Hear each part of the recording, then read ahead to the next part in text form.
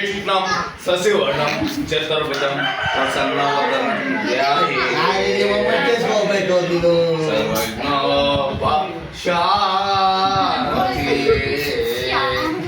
अगजा पद्मावती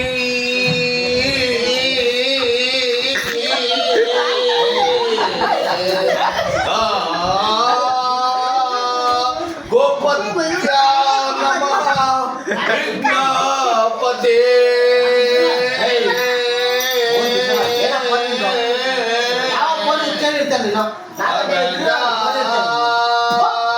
पद्मावते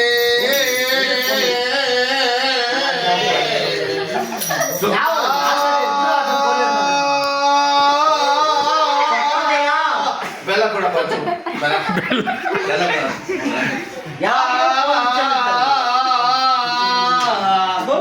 ತಿಕ್ಕು ನನ್ನ ಮಗ